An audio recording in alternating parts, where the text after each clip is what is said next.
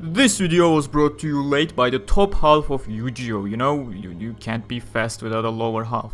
This is it. It's the final stretch before the end of the first half of Sword Art Online Alicization, phase 2 of the final showdown as we say our farewells to the second casualty of the climax, Cardinal. Following in the footsteps of Charlotte the Spider, Eugeo realizes his purpose and Kirito overtaken by a distant memory and stands up one last time for one purpose: to resist. Welcome everyone, it's me Gamerturk and this is your most accurate source of Sword Art Online information, Alicization Explained, featuring episode 23, The Administrator. As always, timestamps to individual plot points are in the description as well as the pinned comment for easy navigation, but to give you a quick rundown, what is there to say? We are in the final stretch and most of the cut context stems from the lack of Eugeo's inner monologue cuts from the previous episode, so on its own, this episode was absolutely great, though I would recommend checking previous explained videos for more context on Eugeo and why he made the final decision. But if you're new to my explained series, what I do here is essentially provide you all the vital information on characters, events, action, lore from the source material, light novels, things that the anime did not convey properly or just did not have the time to, so you can still see the full picture. But then again, if you want to read the books for yourself for the amazing experience, Amazon and Book Depository affiliate links are in the description and the knowledge of Stacia awaits you down there. My current giveaway featuring the first 2 volumes of the Sword Art Online Girls Ops spin-off manga may be over when I manage to upload this video, but keep following the giveaway link down below.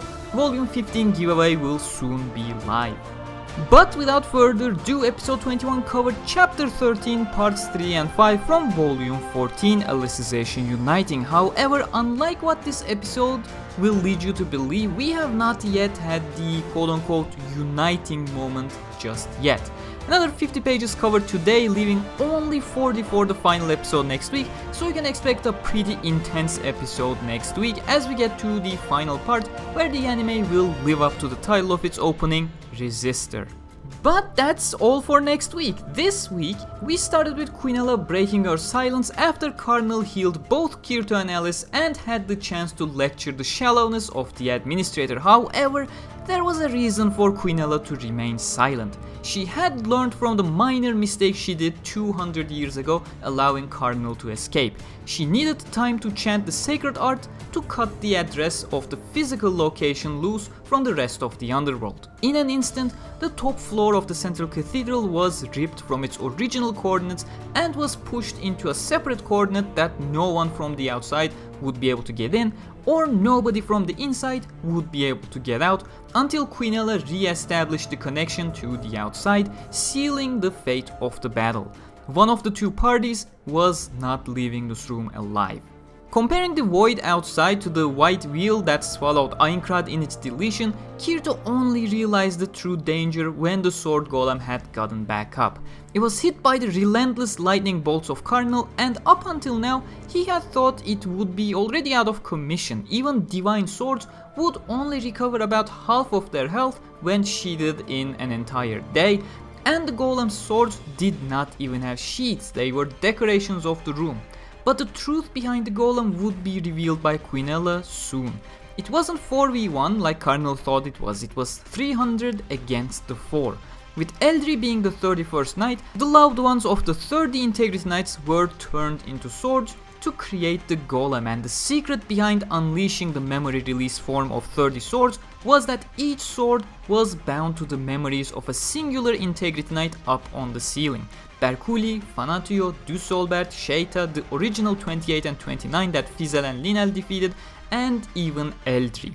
30 original memories of the 31 Integrity Knights were the catalysts bound to the release recollection command. However, that revelation itself was the undoing of the entire might of Cardinal. The real Pontifex who wants to save this world were the words Kirito had used to introduce her to Alice mere moments ago, hiding the fact that her plan was to defeat the Pontifex and reset, thus destroy the entire world to avoid the inevitable bloodshed that was the upcoming stress test, the invasion. Kirito had hoped to find another solution that would probably save the underworld, however had failed to do so until now. But this truth behind the sword golem made that terrible scenario he wanted to prevent look like a sweet dream. Thinking about the regenerative abilities of the Golem, various options had crossed Kirito's mind already. A divine object like Giga Cedar was utilizing special resources to heal up, and even then it was quite slow. So that left the option of quote-unquote living creatures who had a faster regeneration speed. But the moment Quinella had mentioned 4 versus 300, it was clear for him. The Golem was made out of real humans, and that meant that any entity in the world who was bound by the seal of the right eye could not possibly go against the Sword Golem, could not possibly go forward with the idea of destroying the human floodlights bound to the individual swords. And how the isolated memories act as catalysts for a full-blown memory release is the answer to some of the questions you had already in the previous weeks. The isolated memories of Integrity Knights, they were not just isolated memories. They were memories copied over to a fresh light cube storage to act as a minor human simulation. They did not have extensive cognitive capabilities, they did not have their own decision-making capabilities. What they did have, however, the people they loved, those feelings. The people that were now the building blocks of the Sword Golem, the swords they shared a deep bond with on an instinctual level to be able to activate and control the memory release. That was the key detail of Quinella's synthesis ritual. That was the reason why she had isolated the most precious memories of the knights, because it was basic human instinct to relentlessly fight for what we hold most dear, even without any thought process. That was our most fundamental reflex. With no option to run away and not being able to fight back, there was only one strategy for Cardinal: admitting defeat and ensuring the safe retreat of the trio right behind her. Making Quinella swear to ensure the safe return of her companions on her own floodlight instead of the goddess Stacia she knew was a lie like she swore to when Chudelkin asked her to, Cardinal succumbed to the full force of Quinella's silvery eternity. Kirito wanted to help, but he was well aware that Incarnation, the same force that increased the reach of his Vorpal Strike 5-fold, was the same force keeping him in his place like a stone statue in absolute hopelessness and fear. Kirito knew Incarnation was a double-edged sword, but he was yet to experience both of its sharpest edges. But with Cardinal lying at their feet in her final moments, Kirito was surprised to hear the words that followed, certain that both Alice and Cardinal was just as shocked. Eugeo had one final attempt at redemption. The boy who had been feeling guilty ever since trying to help Frenica only to cause terror for Tiza and Ronnie, attacking Humbert and Rayos only to destroy his and Kirito's goals and get them put in prison, the boy who felt agonized by constantly feeling inferior towards the calm and collective nature of Kirito due to his hot-headedness ever since they faced Düsselbert, and for succumbing to the spells of the administrator and turning his blade against his friend, his hero.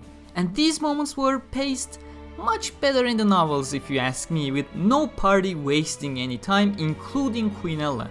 The extensive sequence of Eugeo and the memory fragment of Alice connecting had happened before Eugeo exclaimed his plan. It was the moment, the recognition that the memory fragment of Alice was calling to him, that made him realize this was their only choice, and thus the following light show after Cardinal started chanting was proceeded much quicker in this case, leaving Quinella only 2 chances to try to intervene, both barely blocked by Alice, who got knocked unconscious by the second blow. But she had managed to block the attacks completely with that final attempt that allowed Cardinal to finish chanting unscathed, and within a handful of seconds, Eugeo was already merging with the Blue Rose Sword as well as the memory fragment of Alice Zuberg, showcased in the first resistor opening with Eugeo reaching out for help with the Blue Rose Sword overlay, and in the second resistor opening with the Rulit Trio overlay. Just one of the reasons why I had highlighted those overlay scenes in my opening explained videos. However, we are yet to see the moment the blue roses and the red roses of Eugeo, just to give you a little heads up. Only then you will truly get to understand why so amazing and emotional this opening was for us light novel readers. But without going off on a tangent, beautiful whispered Cardinal with her final breath.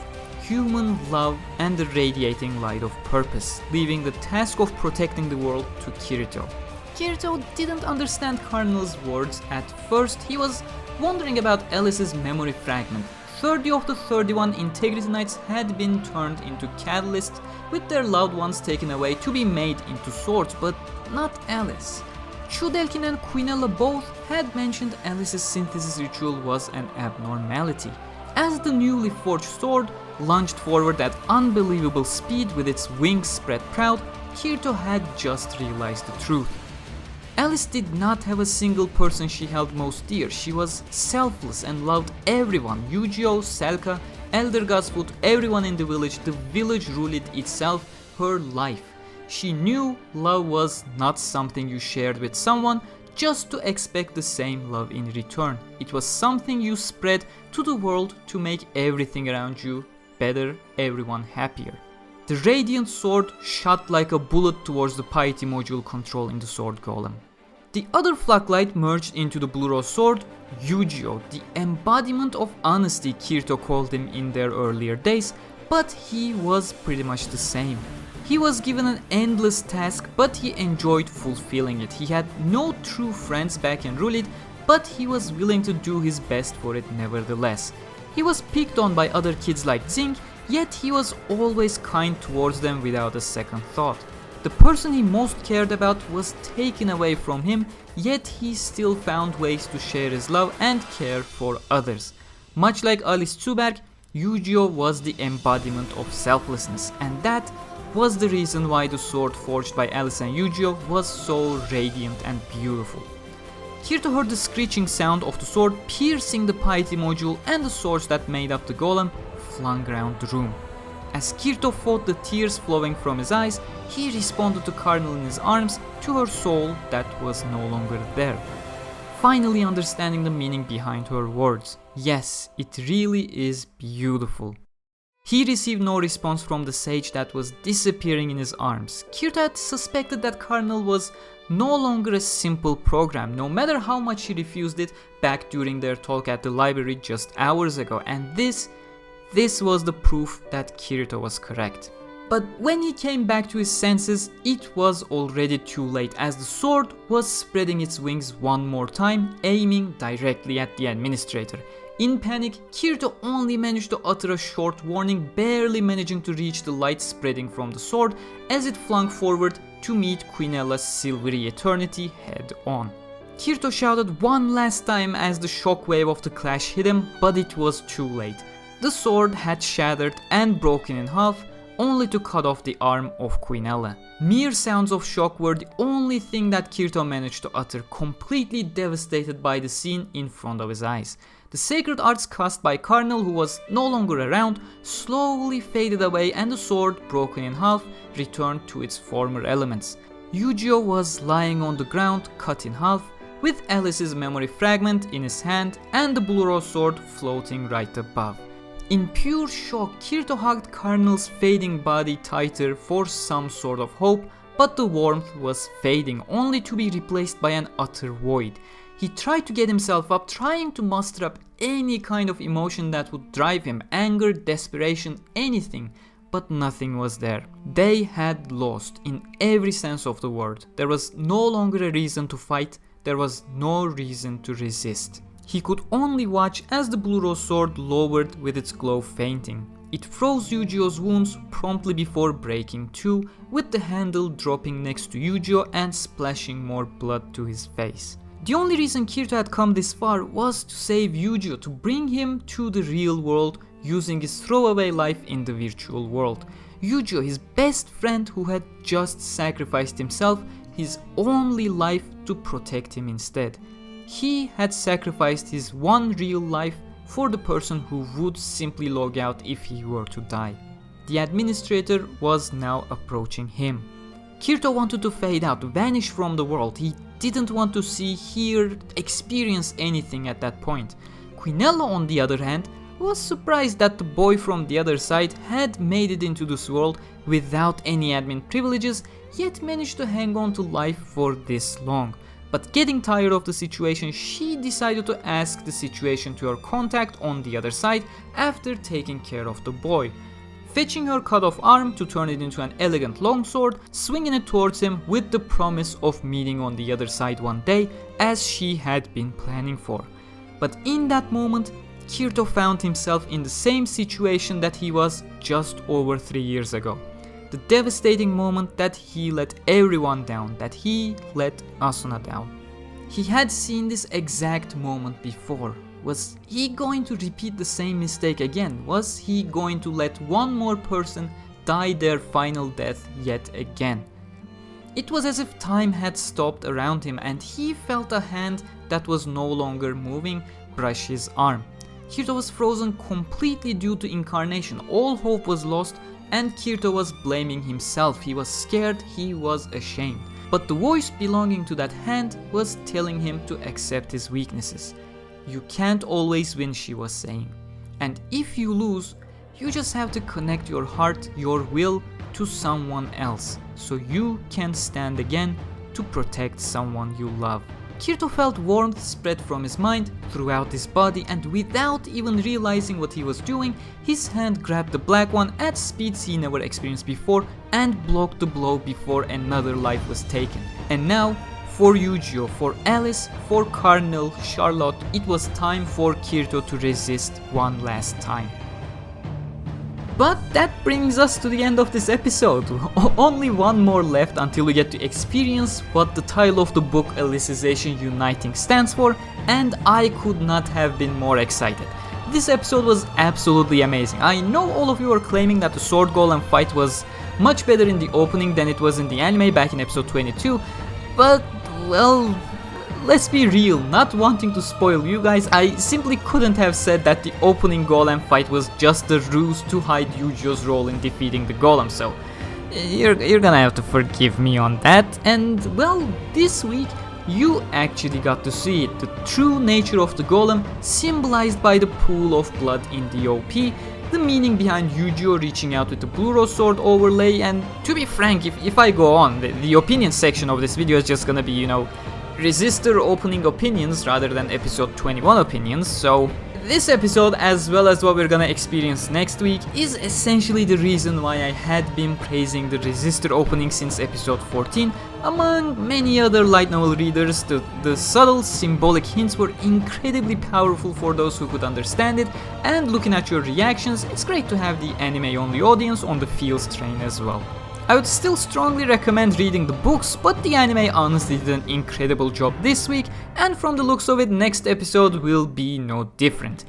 If you haven't caught up though, next episode, the final episode of the first half of Alicization, is titled My Hero, and while all Underworld episode titles have been read by Kirito and all Ocean Turtle episode titles have been read by Asuna, this episode 24 title is the only one read by Eugeo himself, and that is because the title is part of a direct quote by him that will be featured next week. As for what you should be expecting from next week, without getting into spoiler territory of course, you'll experience the scene symbolized by Eugeo inside roses in the opening, a conclusion to the first half of the story in the final climax, the true meaning behind the title Uniting, and a major cliffhanger that will keep you on your edge until the end of the mid-season break. But if you made it this far, comment time to resist to let me know. After the episode next week, my new giveaway featuring Sword Art Online Volume 15 Alicization Invading will go live, and I'm not showcasing the cover of Volume 15 here because it will be spoilers before you watch episode 24, so I strongly recommend not searching the cover visual either. Afterwards, during the mid-season break, I got tons of videos planned up and I'll be doing my best to upload regularly in times I can find between intense university days. So pray for me and look forward to those. But remember to subscribe and hit the bell icon for more on Sword Art Online. If you have questions, ask them in the comments and I'll answer them in my weekly Q&A. Like if you enjoyed, a huge thanks to my patrons and YouTube channel members as always, and I'll continue the merch shots really soon for you guys. I've just been extremely busy with university. But until next time, stay cool.